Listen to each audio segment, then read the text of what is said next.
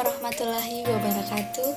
Hai semuanya, perkenalkan nama saya Srayani. Saya salah satu mahasiswi dari Politeknik Kesehatan Kendari, jurusan Teknologi Laboratorium Medik.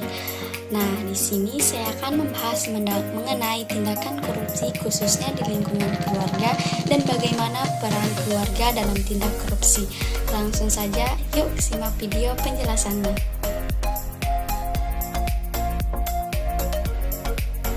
Nah, tahukah kalian, kini tanpa kita sadari bahwa korupsi telah menjelma menjadi sebuah budaya, terlebih di Indonesia. Korupsi seolah telah menjadi hal yang lumrah bagi segala lapisan masyarakat, dari yang muda hingga yang tua. Akibatnya, korupsi pun makin mengakar kuat dan perlahan telah menjadi sebuah kebiasaan. Nah, korupsi memang telah menjadi persoalan yang rumit di tanah air.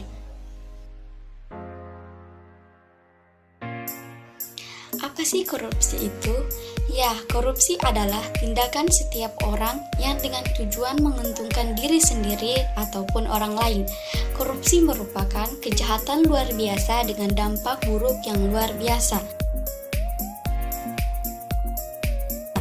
Nah, bagaimana korupsi bisa terjadi?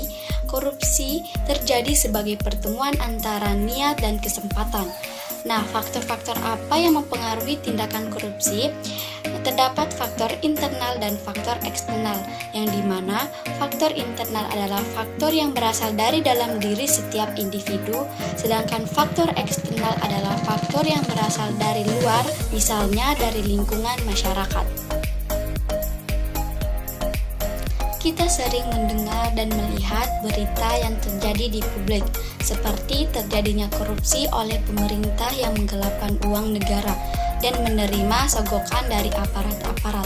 Akan tetapi, tanpa kita sadari, korupsi tidak hanya terjadi di luar publik saja. Korupsi juga bisa terjadi di lingkungan keluarga.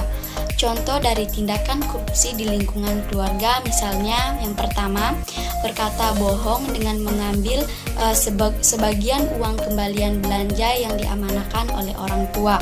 Yang kedua, meminta uang untuk membeli buku yang melebihi dengan harga aslinya. Yang ketiga, pulang ke rumah tidak sesuai dengan jam yang telah ditentukan dengan orang tua.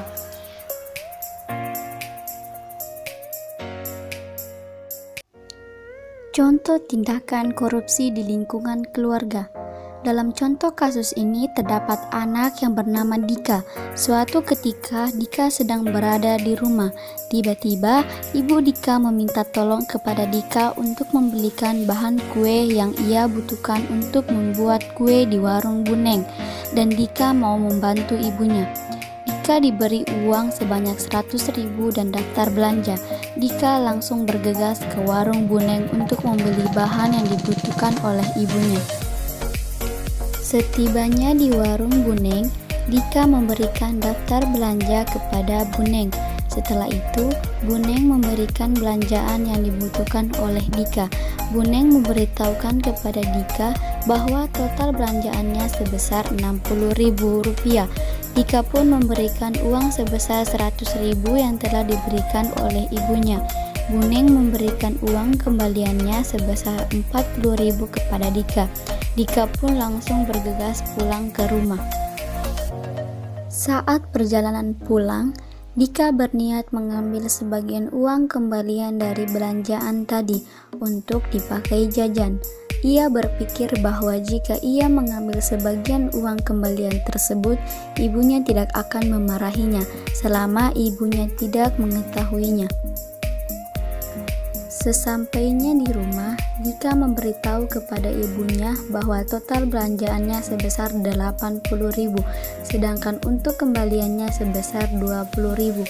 Ibu Dika pun berterima kasih kepada Dika dan memuji Dika bahwa Dika adalah anak yang hebat yang selalu siap membantu ibunya. Dika pun merasa tidak enak dan bersalah kepada ibunya. Ia sudah tidak jujur kepada ibunya, tetapi ibunya masih memujinya sebagai anak yang baik. Dika pun langsung memberitahu ibunya dan berkata jujur mengenai uang kembalian dari belanjaannya tadi. Ibu Dika pun memaafkan Dika dan memberinya nasihat. Dari contoh kasus tindakan tersebut, berbohong atau mengambil yang bukan hak kita adalah perbuatan yang tidak terpuji. Sifat jujur harus dipupuk sejak usia dini mungkin, sehingga pada saat dewasa nanti menjadi pribadi yang amanah dalam mengemban tugas. Nah, seberapa penting peran keluarga, terutama orang tua dalam mencegah korupsi? Jawabannya sangat penting, karena keluarga merupakan inti dari pembangunan karakteristik dan sikap anti korupsi pada anggota keluarga, sehingga keluarga memiliki pengaruh besar dalam mencegah dan memberantas korupsi mulai dari akarnya.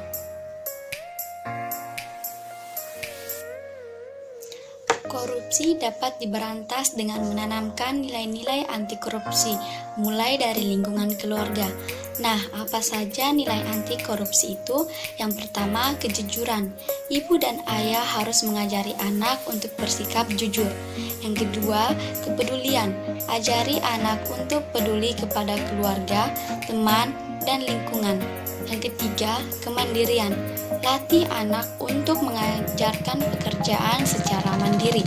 Yang keempat, kedisiplinan. Terapkan sikap disiplin di dalam rumah, contohnya menaati orang tua. Yang kelima, tanggung jawab. Jangan membela anak yang bersalah, latih dia untuk bertanggung jawab. Yang keenam, kerja keras. Latih anak untuk bekerja keras untuk mencapai impiannya. Yang ketujuh, kesederhanaan. Ajari anak untuk selalu bersyukur. 8. Keberanian. Latih anak untuk bersikap berani. Contohnya, berani mengakui kesalahan.